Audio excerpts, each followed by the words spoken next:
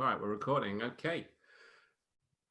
So in today's episode of eCom at One, I've got an amazing guest, Greg Gifford. Now, Greg is somebody that in the agency, when we're doing SEO, local SEO projects, and we are looking for that new angle, that new thing, or a bit of inspiration, Greg's somebody for the last sort of 5 years plus that we've been sort of all over in a sort of SEO way and looking at what Greg's been doing. I've seen Greg speak at various events throughout the UK. And Greg, as far as our agency is concerned, I'm concerned, is the #1 local SEO expert that's out there now. So thank you so much for coming on the podcast, Greg. Welcome to the podcast. Oh, happy to be here. Love doing podcasts. Fantastic. So I'm on a podcast, brother. Sorry. No worries. So I think it would be great, first of all, if you want to just do a quick intro or an intro, introduce yourself and give us a little bit of a sort of history of your career, what brings us up to today. Sure. So currently I'm the Vice President of Search at Search Lab. We're a boutique local SEO agency based out of Chicago. Yeah. But I have a varied history in digital. So I actually, way back in the day, just kind of self-taught myself with computers. Yeah. And then back when Flash first came out, I started playing around with making some Flash websites for a few friends. And I was a film major back in college. And so the way that Flash worked at the time, all the people that were designing Flash were trying to recreate static HTML, but it was timeline based, which made it more like editing movies, which having the film background made sense to me. So I made really, at the time, people thought they were cool. You look back on it now and you're like, oh my God, that's like the textbook example of what not to do with Flash. But I made really cool, bizarre sites because of approaching it from a different way. So then I started making a lot of Flash websites. Then I kind of combined forces with a guy that I had done a website for who was a commercial photographer, and we started a whole agency doing Flash websites and Flash hosting, and pretty quickly figured out that the Flash sites weren't showing up in Google. So we just figured out how to get them to show up, not knowing anything about SEO or what the rules were. It was super black hat, evil stuff that we did. So I actually started in SEO as an unknowing black hat. Yeah. And so then did that for a few years, and then things didn't go so well with that partnership. And so I ended up leaving and went and got a job as head Flash designer at an automotive software company, and kind of really quickly rose through the ranks to become, in charge of the marketing and doing all that. And then we wanted to start selling SEO as a service, but through the stuff that I had learned doing all of the evil Flash stuff. And just, roughly when was this, when you started the sort of that transition from sort of geeking around, doing the Flash stuff? Pull up my LinkedIn to see. I mean, we're talking 10 years or a bit more? Oh, like 13 years ago, probably 13, 14 years ago. So, I started doing SEO once I was doing all the marketing stuff, like legitimate SEO, once I was doing all the marketing stuff. Then they wanted to start selling SEO as a service. So we started interviewing, and at the time we were like, gosh, I don't really find anybody in the area that knows as much about SEO as I feel like I know now. So the owner of the company said, why don't you pivot and go do the SEO department? So I started the SEO department there, grew that to a several $1 million department. Yeah. And then a lot of crazy, like it would take me hours to describe, crazy stuff happened with that company. And so I left that company and went to work for another automotive company. And so that was Dealer On there, like the second or third largest website provider for car dealers in the US. And so they wanted to start selling SEO. So they came after me real heavily. And so I went there, worked there for 4 years, grew that to a multi-million-dollar revenue stream. Yeah. And then left that just about a year ago. And now I've ended up at Search Lab, and I wanted to get away from being stuck in one vertical. So now we serve lots of different verticals, and I can do lots more fun stuff. And I think that's the thing. That's where I am now. People say specialize, but obviously local SEO and a few other things I'm sure that which we'll come to. But so you've spent a lot of years doing the motor and auto industry, a lot of car dealerships under your belt, literally hundreds, I'm guessing. Yeah. And now, I know we talked briefly before we jumped on the call, but you're working with all sorts of companies now, like casinos, hotel chains, lots of different. Yeah, and jewelers and attorneys, and it's just all over the board. So any local business, any business that needs to show up in that map pack, in a specific local area, that's who we work with now. Brilliant. Okay, well, thank you for that, Greg. So obviously the eCommerce One podcast is very much around and focused on e-commerce and digital marketing and the ways that e-commerce stores can sort of help themselves to implement different things. And some people say to me, what's local SEO got to do with e-commerce, when local SEO is obviously a geographical location, whereas e-commerce potentially and usually is more on a broader geographical sort of radius or area. So what would you say to that? So typically that's true, but I talk to a lot of e-commerce people that don't really get the opportunity of paying attention to local SEO.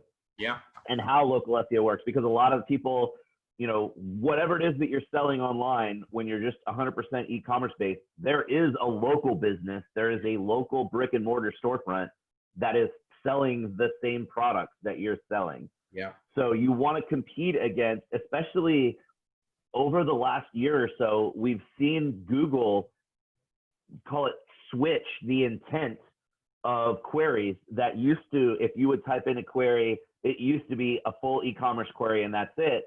Yep. And now it pulls up a map pack, and they're assigning local intent to a ton of search queries that used to be full e-com, and now it's local and then a little bit of e-com. So all those e-commerce guys out there are kind of struggling, because now, something like if you were to a year ago type in patio furniture, it's going to pull up just a bunch of e-commerce sites, and now it's going to pull up a map pack and show you where you can go get it locally, and then show you some e-commerce sites. So you've got to, if you're just in the e-commerce side of things, you've got to understand how that intent is switching within Google, so that you start paying attention. Okay, well, now this is being assigned local intent. I need to start doing some local SEO stuff to my site to get this to compete with those local businesses, so I can still get that business. Okay, so maybe for the guys that are listening in, go and have a look at their key search terms that they're trying to rank for, the ones that drive the orders, the intent, and see if the map pack, put my teeth back in, map pack is showing. And obviously, if it's showing, you need to be in there. Right. And even if not, sometimes when it's not, just for the keyword, let's use patio furniture again. Patio furniture, not a great example because it does show local intent, but let's say it doesn't show local intent. I'm selling widgets. You look for blue widgets, there's no local intent. But I, as a user, might search blue widgets Dallas or blue widgets London or wherever I am, which then does assign local intent because I'm adding a city name into it. But that doesn't mean that I wouldn't necessarily be willing to buy it from an online option if that online option is presented to me. So in those cases, even still, if there's not necessarily local intent just for the keyword phrase, understand that it's likely, depending on what it is that you're selling, your potential customers could be searching with a city name attached, in which case, again, you want to make sure you're doing some local SEO, at least a little bit, for those major markets that you're in, so that you will show up and be able to compete when people do that. Yeah, fantastic. So what would you say then to e-commerce stores right now that are looking to deliver additional sales quite quickly at the moment? Obviously, there's quite a lot of disruption, to say the least, out there at the moment. Obviously, COVID-19 sort of shut down a lot of localities and local stores pretty much worldwide right now. Obviously, when other people are listening to this podcast, things will be quite different, no doubt. Which way, we're not quite sure. But in terms of like e-commerce store, it could be, well, we don't really know, do we, at this stage? But we could still be sat here having another chat in 2 weeks or 3 weeks or 4. Well, we probably will be. But so e-commerce stores, there's quite obviously different verticals are going to be feeling different things right now. Some are going to be flying. Some are going to be, the opposite end of the spectrum. What sort of strategies and things could you recommend, or would you recommend, for sort of some fairly quick wins and things that e-commerce stores could do? I mean, definitely you want to do some stuff around home delivery or online ordering. So, not necessarily around a particular product that you sell, but just to have that messaging on your site.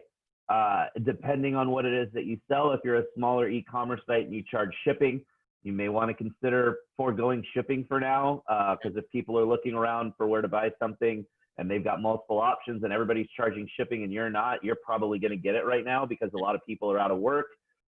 So, any sort of sales, you don't want to be crass and be like, it's the COVID sale, because that's insensitive. Yeah, and I am seeing that already. I just think, guys, you are going to destroy your business. Well, it's too late. They've already done that. They think the people that are doing that, and I have seen some email campaigns and, I've seen some really, really horrible email campaigns. A friend of mine forwarded me something the other day, and I threw up in my mouth a little bit. Like, it's just really. I saw one. They think that they're being witty, and it's just like, man, you're so insensitive. Like, thousands of people are dying, and you're making a joke out of it. I saw free sanitizer with every order yesterday. Okay,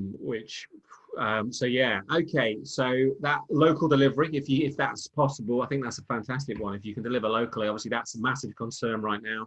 People literally trying to get their things to their house. Amazon's famous for their very, very quick delivery, but obviously right now, even that next day delivery is like a 2-3 day delivery. I think UK is 2 day at the moment. I think there's the odd items that are 1 day, but no doubt that'll be 3, 4, 5 day in this next week potentially. So those firms can do their delivery, especially with fresh products.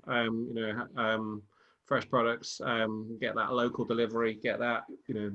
Definitely have some sort of messaging on there about what you're doing, at your warehouse, as far as sanitation. How are your warehouse workers? Are they using hand sanitizer between every order, or are they washing their hands every 10 minutes or whatever it is? Because, there's the whole kind of just health scare of like, well, what if somebody at the warehouse that's doing the shipping has COVID, and then it gets on that cardboard and it lives on that cardboard, and who knows how long it lives. There's so much unknown right now, and so much fear mongering going around. Especially on social media, that anything that you can do to say, here's what we're doing because we care about your safety, that's going to go a really long way to help getting more sales. Brilliant. Okay, so I think let's go straight into some of the local SEO side of things. So what do you believe, or what are, should I say, the biggest sort of ranking factors in SEO right now? What are you seeing in your agency? Well, so with local, there's the whole proximity factor. So it's, especially within that map pack, you've got, when local, you've got the map pack, but then you have the standard organic results that are also localized. And within the map pack, proximity is a huge factor, how far away the search result is from the person doing the search. Reviews are a pretty big factor, but right now reviews have been turned off by Google. So that's kind of crazy. The reviews will still play into the algorithm right now, but there's nothing a business can do to work or to optimize that signal at this point in time. It's always, it really comes down to the same thing of SEO. It's content and links. So one thing in local is a lot of people that do local, it's a lot smaller scale. So when you're talking about these SMBs, it's not like giant e-commerce sites or giant brands that have thousands or hundreds of thousands of inbound links. A lot of times you've got small businesses that may just have links from 10 to 15 unique domains. So depending on the vertical or depending on the phrase that you're targeting, we've had massive success with clients through the years where maybe we only have to get 2 or 3 links in that area to just skyrocket somebody to the top of search results, because there's just nobody else in that area getting links. So links are really, really powerful in local, but it's content too. You got to have great content. You got to have good links. You got to have good reviews, and then you can't really do anything to optimize proximity, but links and content is really where it is. So if you've not, obviously proximity is what it is. You are where you are, and the searcher is where they are, sort of thing. So that's a very difficult one. Well, it is what it is. But in terms of links, you're a local business. You're in a city, say anywhere in the world. What are the? It's a bit of a cheesy question, but do you want the local links within the local area, or is there like what? So the local algorithm weights various factors differently than the traditional algorithm. So, the traditional algorithm is considering all the different factors, and there's some sort of a weight associated with each individual thing that it's looking at, and those weights are different when it comes to local SEO. So, traditional SEO for years, now there's the whole thing of, well, maybe no follow is just a directive and it's not necessarily a rule. But in local SEO, it's never mattered. We've been able to move the needle drastically with only no follow links. And I think that's just because of the fact, if you think about it, it makes sense though, because a local business, like I said, they may only have 10 to 15 links. Yeah. And if Google was going to say, we're just not going to count no follow links for any business, then you'd have a lot of local businesses that would count as having no inbound links. So local links, they have to count, but it's also important within that local algorithm that those links are from those local businesses, and there's not a lot of value there. And one of the things that I've always talked about at conferences for years is you have to think about link building differently, because the traditional link builders won't go after those low authority metrics. You might have a site that's got a domain authority or a trust flow of like 10. Yeah. And traditional link builders would run away from that and say, oh, that's going to get you penalized. But local SEOs are like, hell yeah, I'll take that link. Yeah. And you would say, for years, you would take that link, yeah? You would. Yeah. I mean, for years, I've called them shitty church links. Because you get a link from a church, it's super valuable because it's hyper local, and it's definitely that church is going to link to stuff in that community. It's a really valuable local link. But church websites traditionally are not that great. And if you run a church through, whatever link building tool you're using, it's going to have a very low authority metric. It doesn't mean it's a bad link.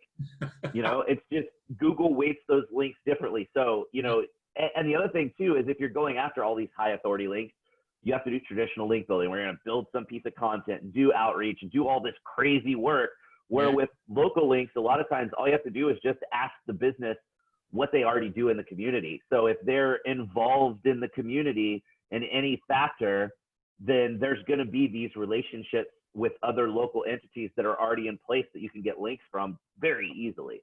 Yeah. So I think I love that term, shitty local church links. I think I can see the headline now. Fantastic. So local business, the links, obviously, we don't have to go after hundreds, obviously, depending on what city you're in. It's maybe a little bit, does literally a handful quite often can move the needle massively, is what we're saying. Some of those local links that a lot of maybe SEOs won't go after because they think they're just too low value. So you've got the sort of local area publications, directories, those types of places. Are they still got them there? You're saying they still got the value as well? Yeah, I mean, directories, not so much. That's what in local we call those citations. Yep. So that's anytime your business's name, address, and phone number are mentioned on any other site. And it used to be really important that all your citations matched and everything was consistent. And it was, almost down to the character years ago. Yep. Nowadays, those citations and directories don't really matter so much. There's a lot of really obscure local directories that back in the day were, you had to be on these directories. Now, you really only need to worry about any site that your potential customers might find your information on. Yeah. So what we typically suggest is to do a Google search for your business name. Yeah. And any site that shows up in the first 2 pages of search results, those are the only ones you really need to worry about that. Yep. Beyond that, citation consistency just doesn't really matter to the algorithm anymore. Okay, good. So as links, content, what would be a couple of little strategies that local businesses could do content-wise? So blogs are, a lot of people have kind of moved away from blogs. They'll go, blogs aren't important anymore, but within local, blogs can be really powerful. For our clients, half the blog posts that we write don't really have anything to do with the business, and it's just useful information about the local area. Yeah. It helps you toss out a wider net. So, if you're a personal injury attorney and you're only writing content, putting content on your site that is about, car crash victims, motorcycle crash, dog bite, all the typical personal injury stuff, you're still throwing out a net that's targeting a really narrow portion of the local audience. You're only putting content out that's relevant for people that need your service right now. Or for an e-commerce side of things, you're only putting out content that is relevant for someone that is ready to buy your product right now. So if you just write helpful information about the local area, it throws a much wider net out and it gets you exposed to more people. And that's what it's all about. It's that exposure. You want people to know about you and know that you're there, so that when they do slip and fall or get a dog bite or get into a car crash, they already know about you. They've got that familiarity with your brand. And so it's more like it's old school brand building, like it was back in the day before digital came about. So it's that kind of thing. So the localized blog post, and then it's not just, you know, shoving your city keyword throughout your text 15 times. There's no magical number, but it's writing truly localized content. Yeah. So the content on your site should really obviously be written, you know, if you're based in London, it should be content that shows you really are based in London. And it's not like you could grab your homepage content and throw it on a site that's based in New York.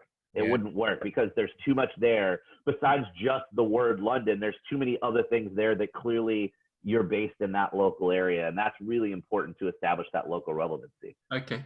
So you've created the pages, you've created these blog posts. What would you say about then taking those pages and sort of syndicating, putting them on social media? What's the benefit there in terms of, obviously I know we've got a benefit, you've got this sort of, the benefit of getting them in front of your audience on social media is one thing, but then what's the impact on your SEO, or is there any impact on your SEO by taking? There's not really any impact from social with SEO. There was speculation for a few years that was going to become a massive signal, because, you know, links are easy to buy and links are easy to cheat, but social engagement is, you know, more realistic. It doesn't really do anything for SEO, though. Doesn't mean it's not a good idea. I mean, social channels are great, and, you know, Facebook traffic is off the charts right now with everybody being at home. Yeah. So if you can, you know, that'd be more of an advertising play on Facebook than just sharing it organically.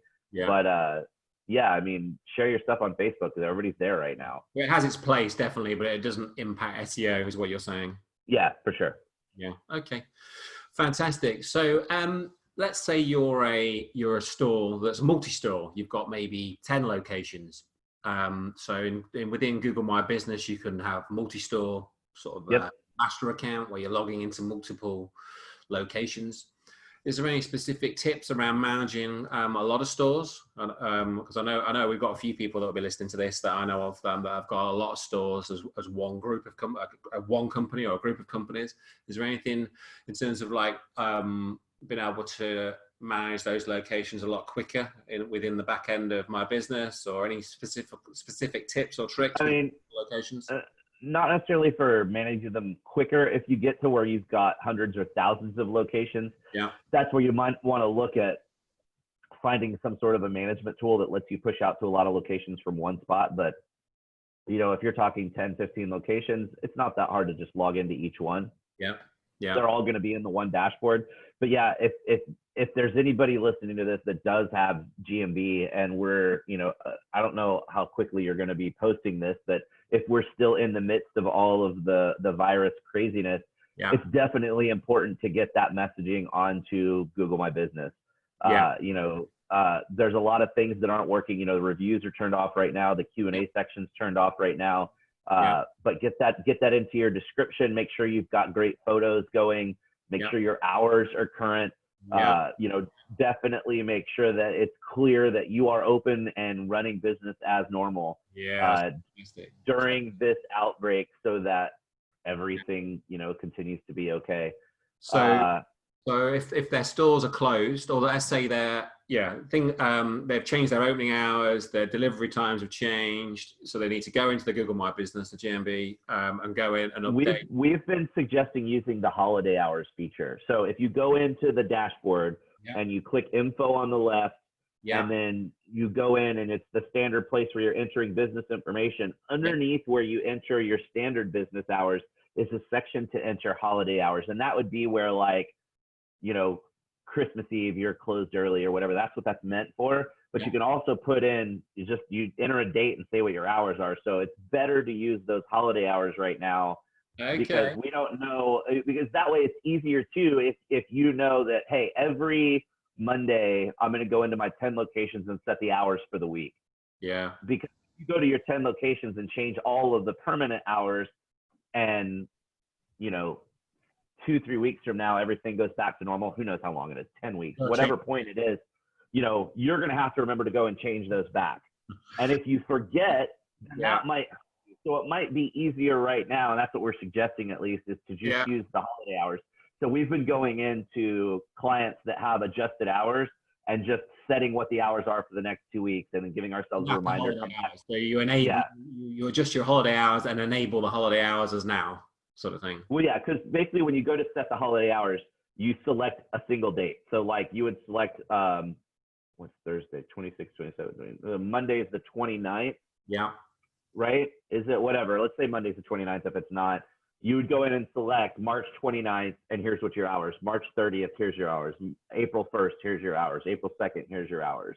So you go set those up. So you're just setting it for a single day. Yeah. So then once that expires, it goes away. So that way, if you just go set the next 2 weeks up, okay, cool, here's my hours for the next 2 weeks. And you just need to remember to come in and reset them. Whereas if you were to go the other route and just change your permanent hours, maybe you forget if it's, who knows how long this is going to last, but if it happens to be 5, 6, 7, 8 weeks from now that you're coming back to standard business hours, at that point, you may forget to go back and change those. And so, so hours, obviously any messaging that you want to add in there, but you did say about the reviews. So Google have disabled the ability to give reviews. Is that right? So if I am a customer and I go to leave a review, it will let me leave the review, and it will appear to me that I have left that review, but that review is in limbo. It doesn't show up to the public. Same thing as a business owner, I could go in and respond to, I wouldn't see that review, but let's say there was a review that was left last week before they turned reviews off, and I'm just not on my game, and I'm coming in now to respond to that review.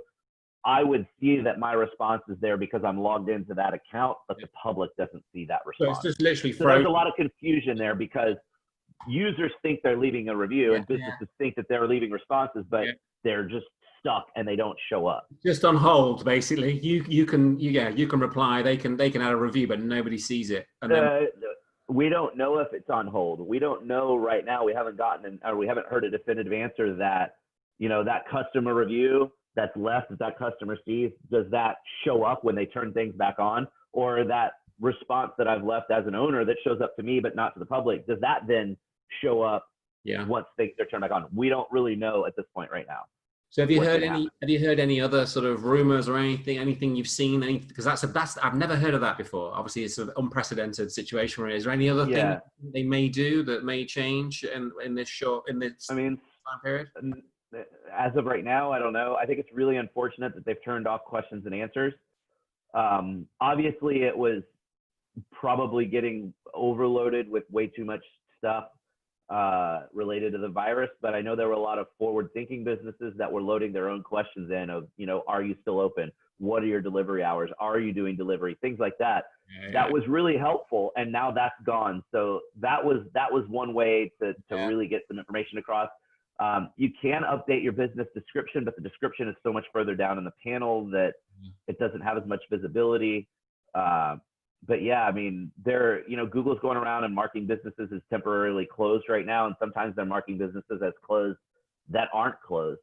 So it's important to pay attention to see if you get that, because then you can go back into your dashboard and say, hey, no, I'm open. I'm not temporarily closed.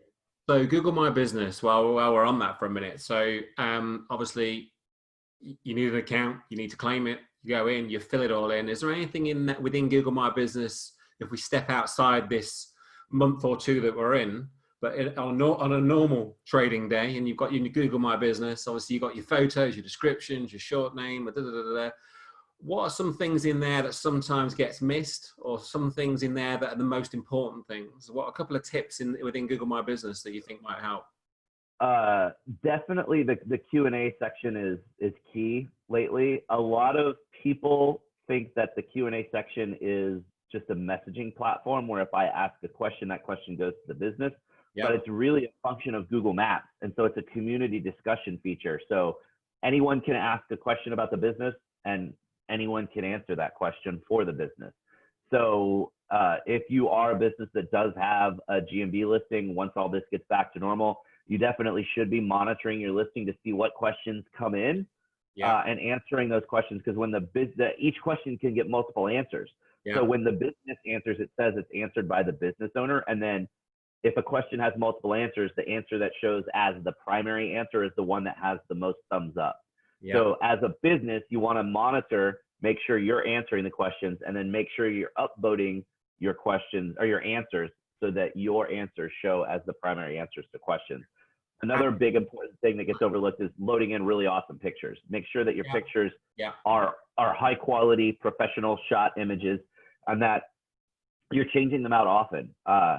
You know, I did a Local U advance yesterday, and one of the questions was, well, should I remove pictures of products that I don't sell anymore? Well, heck yeah, you should, because why would you, you know, if you're an e-commerce site, would you have stuff on your site that you no longer sell, but you just keep it on the site? No, absolutely not. So why would you do that on Google My Business? Take it off Google My Business.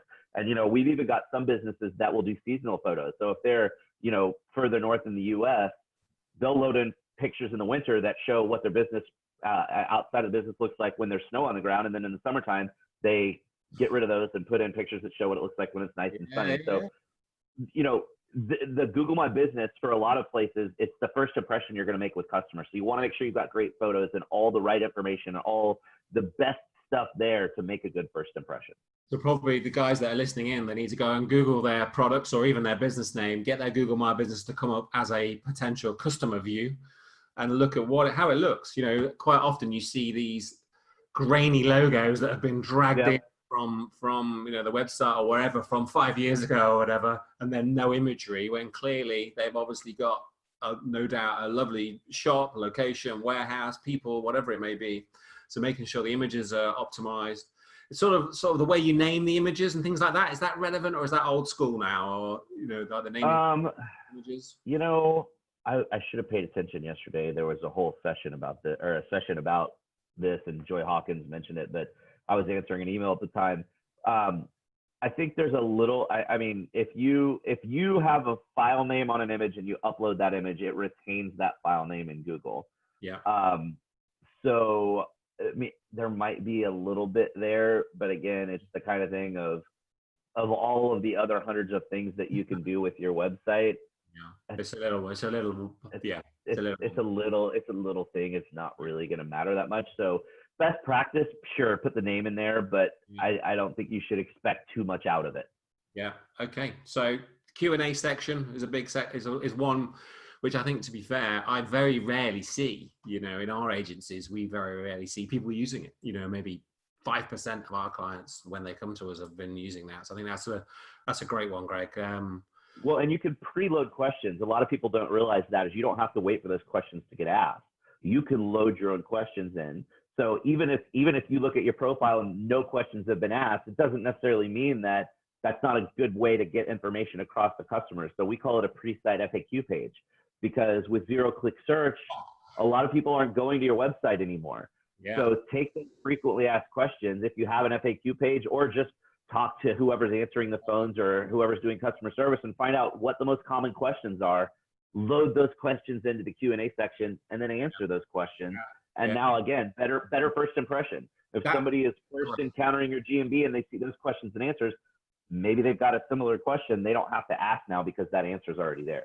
I think that's what the guys that are listening in, that's a really simple but really not used tip. So thank you for that, Greg. That's really good. You know, literally, if you've got an FAQ page on your website, take that and literally copy and paste it with some amends, maybe make sure it's up to date. And straight away, you've got Q&A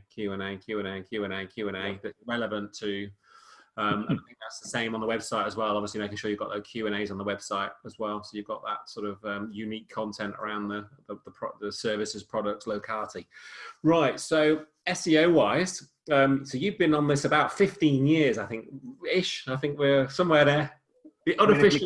If you count all of the unofficial evil Greg Black Hat stuff, yeah, probably about 15 years. 15, yeah. That's like, that's like 100 years in this game. It's like cat years. Yeah. I don't know if there's an equivalent of cat years or dog years and SEO years. Yeah. So a long time. Obviously, you've seen a lot of different things over the years. But I think, like you said about 15 minutes ago, links and content still, the sort of that links and content debate, or that links and content are still hugely, the two core areas. So where do you see things going? Where do you see, this next, maybe, obviously this next month's going to be a challenging time for a lot of businesses, but if we step outside that for a minute and think this next year, where do you think some of the SEO strategies will be going? Where do you think Google's going in terms of potential direction of next year? Kind of up in the air, because who knows what's going on and how long this will last. And I think in the near future, Google's definitely making moves to look at real world entity signals as ranking factors. Just last fall, they got a patent for quality user visits, which is basically a patent for a system of using repeat visits to a location as a ranking factor. So if businesses are more popular in the real world, they become more popular online. Because and they've been moving in this entity direction for a long time, but local SEO has always been entity based, because you can rank in local SEO without a website, which you can obviously, if you don't have a website, you're not showing up in traditional search results. But in local, you can show up, because all you really need is a Google My Business, because that shows you have a physical location. That was a new one for me, literally. I saw that 2 weeks ago. We had a potential new client meet. We had a meeting with a potential new client, and we were looking at its competitors, and straight away, the number one competitor in the maps didn't have a website. Yeah. So that entity signal, they've been looking at it for years. If you're out there and you're interested in reading about it, Dave Davies at Beanstalk does a lot of, he's been writing about entity stuff on search engine land for, I think since like 2015, for years. And he always at conferences talks about entity stuff. So, he's got a lot of information on it. But yeah, the patents, especially if you're looking on the local side of things, there's been a lot of, let's use these entity signals as ranking factors. And now it's even moved into like this new one with the quality visit score of real world signals that will affect how you're showing up online. And it makes sense, because Google is fully aware of the fact that it's pretty easy to cheat the link signal. You can buy links. Now they try really hard to figure out if they're purchased links or not, but people are going to continue to be intelligent about ways to buy links, or to, they've gotten pretty good at detecting PBNs, but there's still some out there that still work. And it's not sustainable. It won't last forever, but it works for now.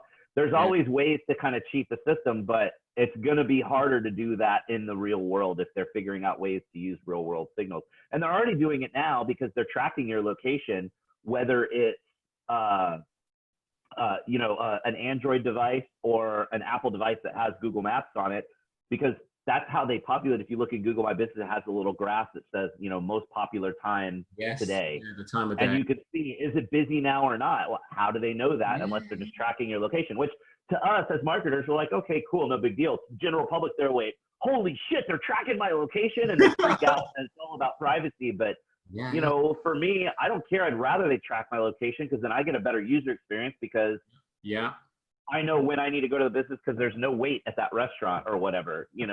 I don't mind so much.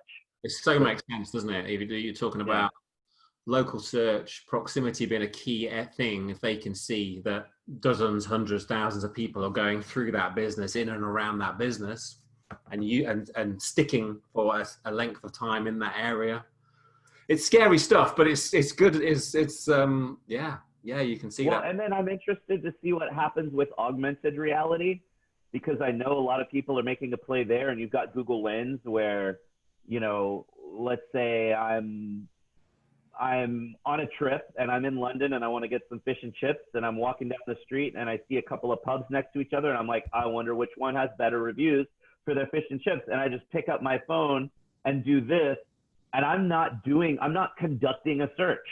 I'm not typing anything into Google or speaking anything to Siri or to Google Assistant. I'm literally using the Google Lens, where it picks up and it's going to identify what those pubs are and show me their information and their reviews.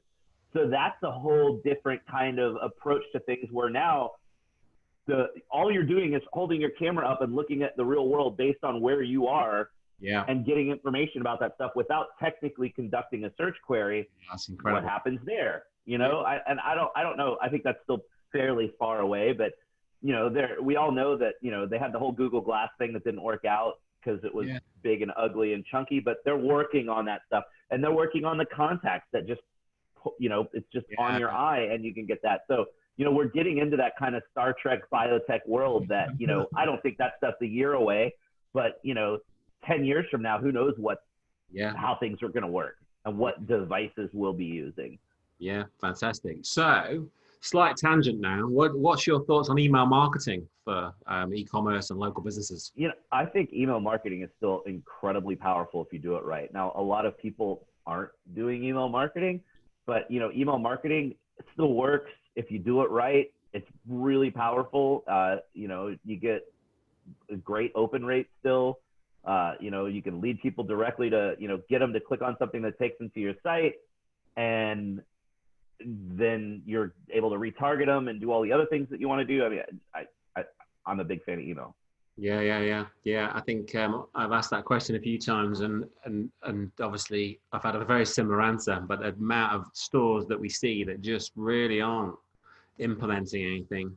What would you? Well, especially with e-commerce, because with e-commerce you've got somebody checking out. They're buying stuff on the site. They're checking out. They have to give an email address because they've got to get their digital receipt.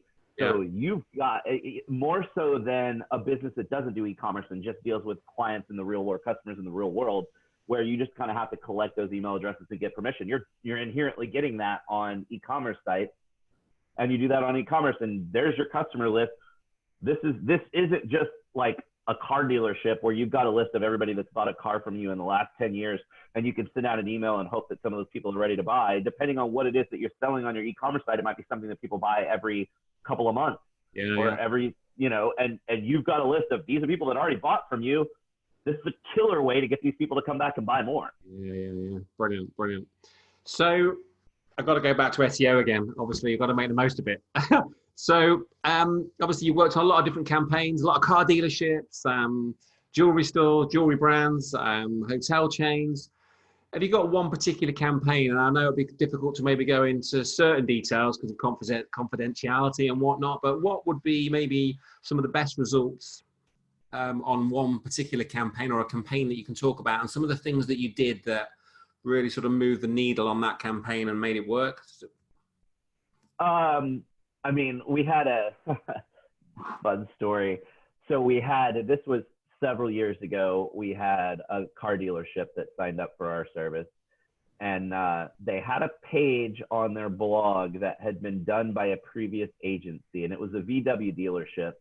And the page was just basically an informational page on the blog that was, here's what all of the various dashboard light means. That if you have a dashboard light, here's the meaning of that dashboard light, and most likely what sort of service you would need to get because of that dashboard light. But it was a massive JPEG image. Yeah. They had just had a designer create it, and they just uploaded the JPEG. So effectively to Google, it looked like a blank page. Yeah. So we said, hey, this is great information. So we chopped out just the dashboard image, or just the JPEG of whatever the dashboard light was, and then had text for what that was. And very quickly, it ranked like crazy. And I think at the best point, it was getting, first of all, it ranked worldwide. If you search for VW warning light or VW dashboard light, it ranked #1 all over the world. Wow. Now, it got a whole lot of traffic. I mean, I think at one point it was getting like 20,000 visits a month just to that page. And the dealer actually asked us to take the page down. And we said, wait, what? You want to take this page down that we created that's giving you tons of traffic? And he said, yeah, it's messing up my Google Analytics. And we said, well, wait, why is it messing up your Google Analytics?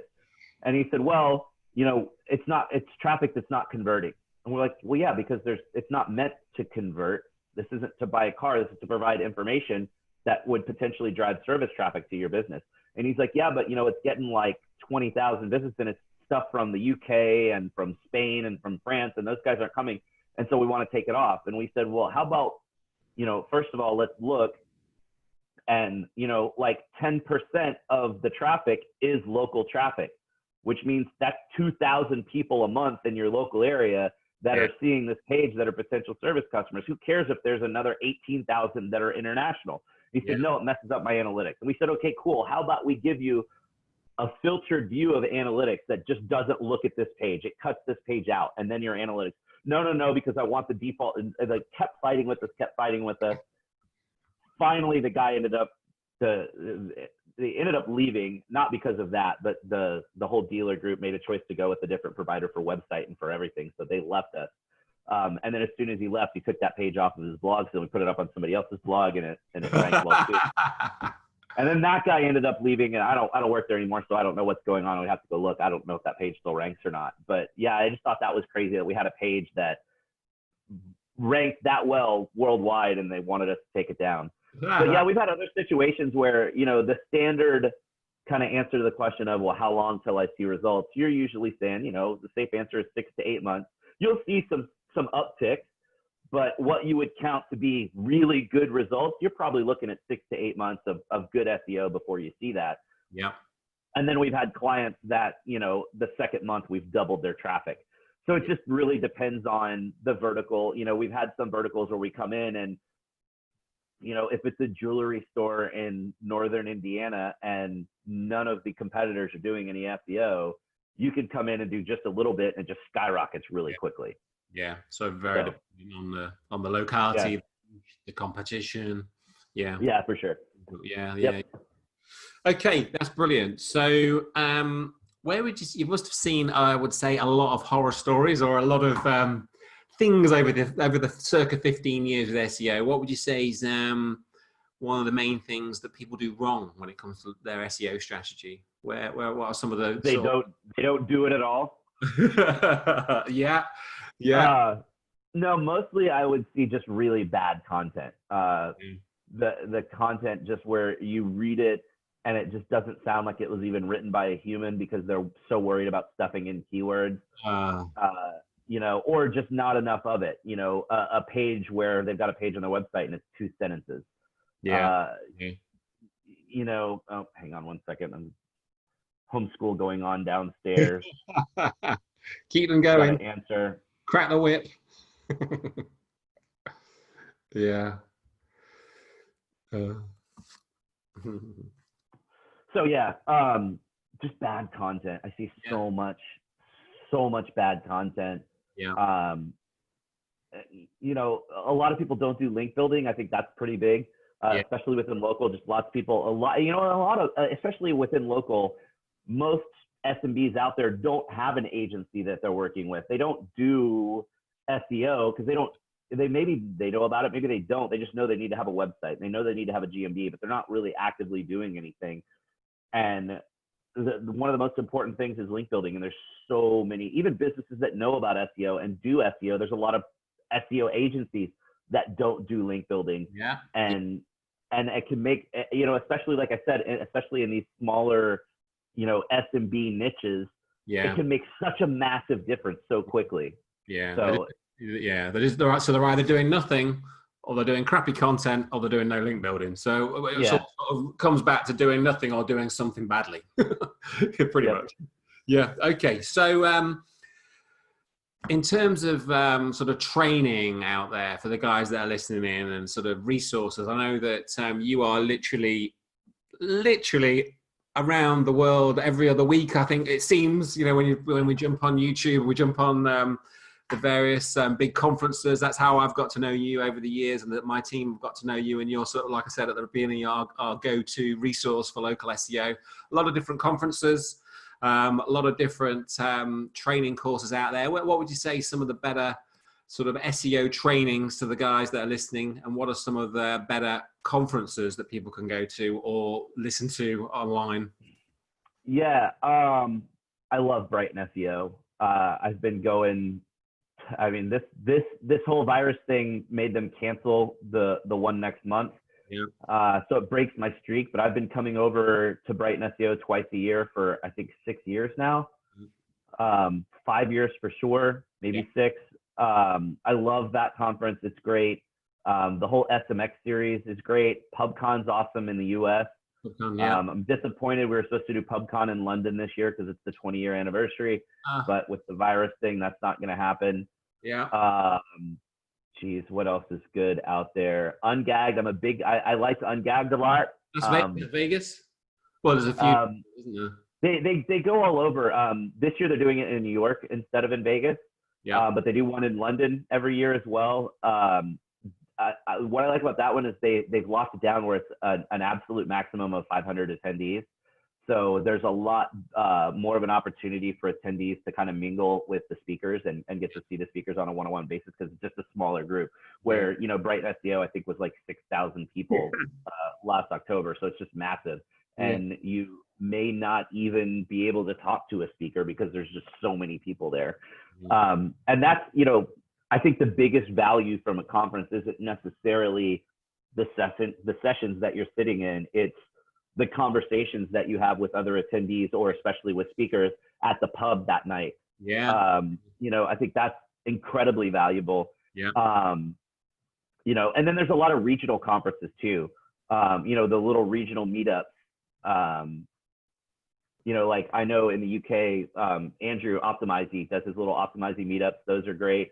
You know, Dallas here, we have DFW SEM. So it's a once a month meeting where they fly in, you know, one of those top caliber speakers that you would see at SMX or PubCon or Brighton, they'll fly them in. So you just get that one person for an hour once a month. Those are really cool. Then you've got stuff like Engage in Portland is, you know, a smaller regional conference. We've got State of Search in Dallas, which is really good.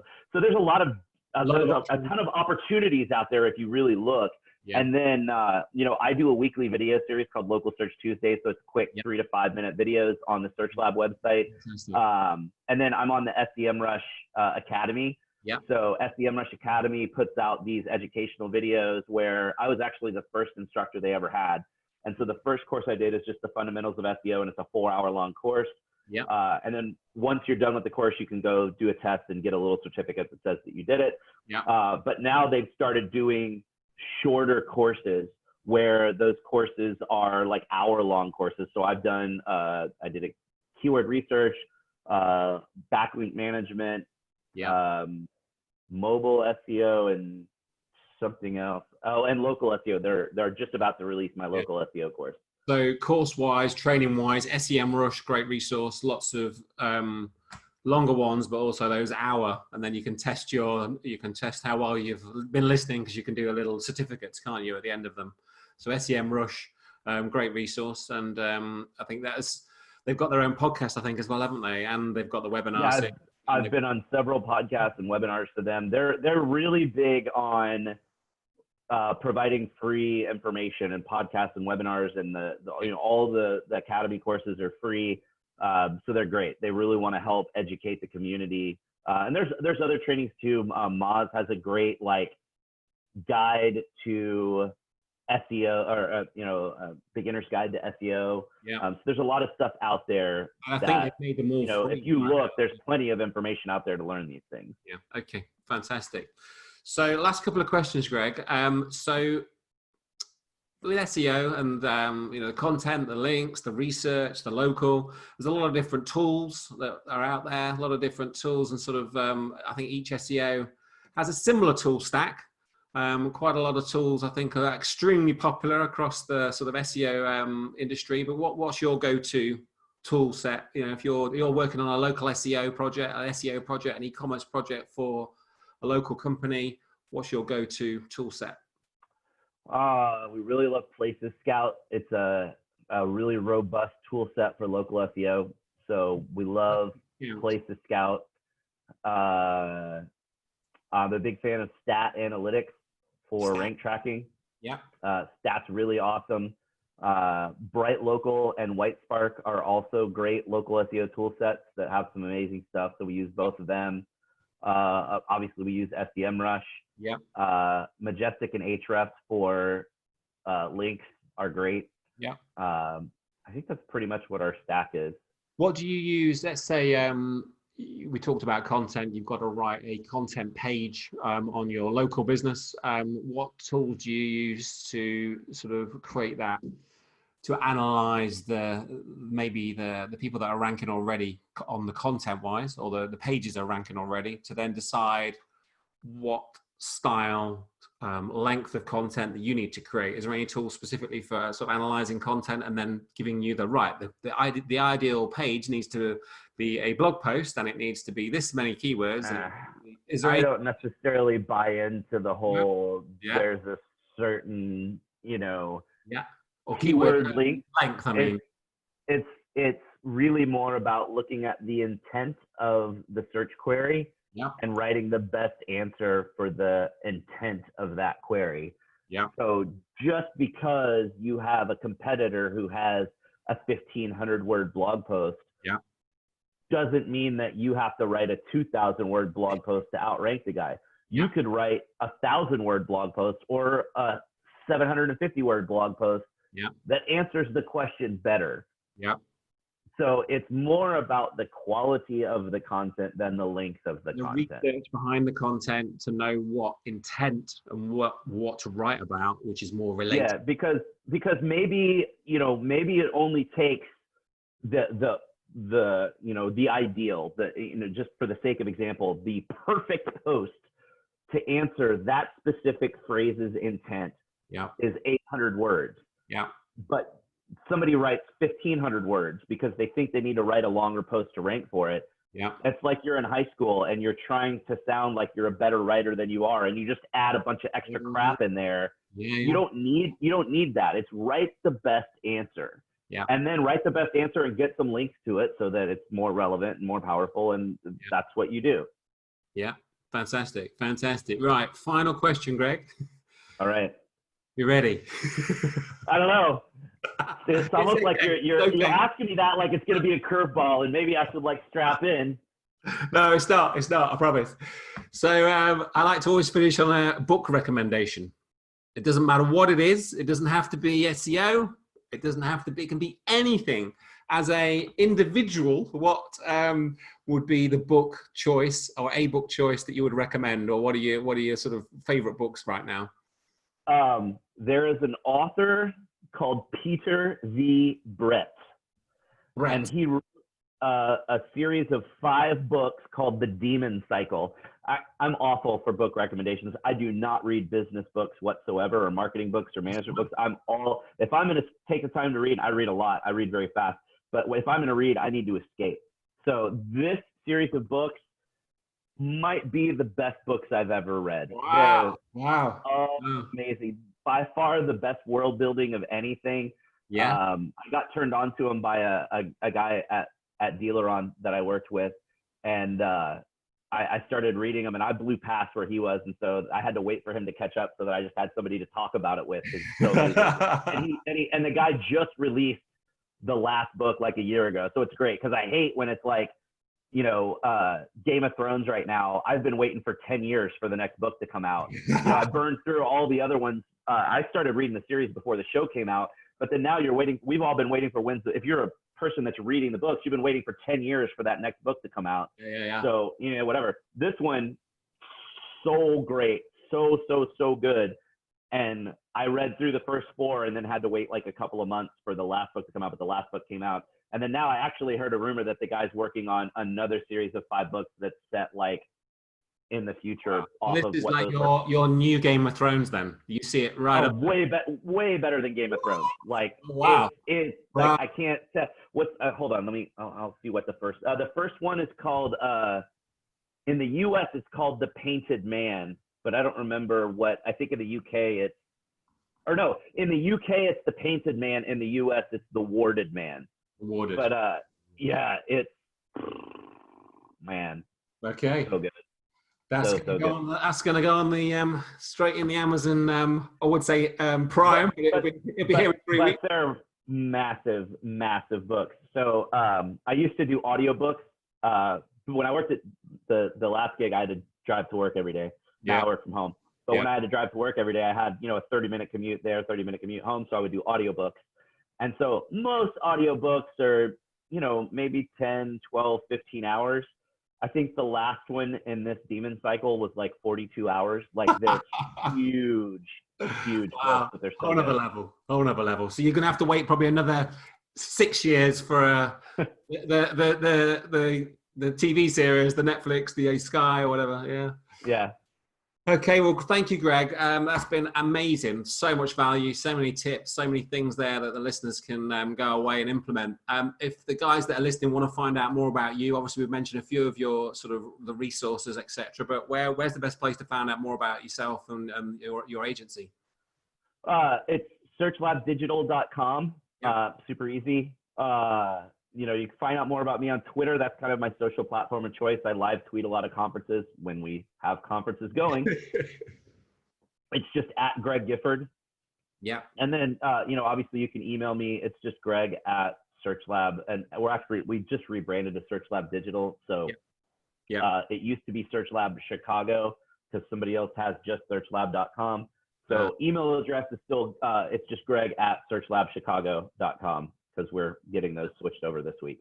And then you've got your weekly updates as well on there, haven't you? Which so that's, if you go to searchlabdigital.com/blog, every Tuesday, those Tuesday videos come out, and those are typically short, you know, 3 to 5 minute videos, but every once in a while when I do have conferences, I'll like share my entire conference presentation.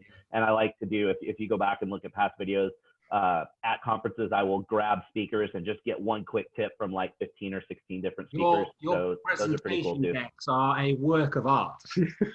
Thanks. They are literally like, it's like, oh my God.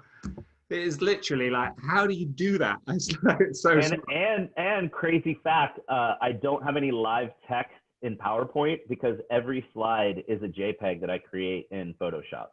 So that I have 100% control over exactly how it looks. Yeah, because I'm a nerd like that.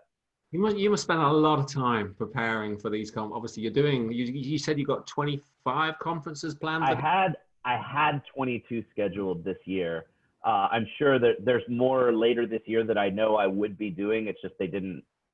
You know, they're not picking speakers for October, November yet. But I had 22 that I knew for sure that I would be speaking at. And then, everything March, April, May, June has been canceled or postponed at this point. So who knows what that number is going to end up being. I'm sure I'll still do a bunch this fall because hopefully we're back to normal by this fall. So, September, October conference season, I'll probably be on the road most of those 2 months. Definitely, guys listening in, keep an eye on Greg's Twitter. You're going to see obviously all the presentations wherever they end up in terms of uploading them and live and YouTube and Brighton SEO eventually. I think they live stream quite a lot of stuff from there, a lot of the conferences as well, don't they? If I end up on the main stage, Brighton SEO always live streams the main stage. So I was on the main stage last fall. It just depends. The way that they do it there is they kind of figure out which speakers go together to kind of make the best little trio for that particular time slot, and then they put it up to vote to kind of see which ones are the most popular. So if I make the main stage, I'll be on the live stream this fall. But keep an eye on that. Well, thank you so much, Greg. I will see you again soon. Thank you. Thanks for having me.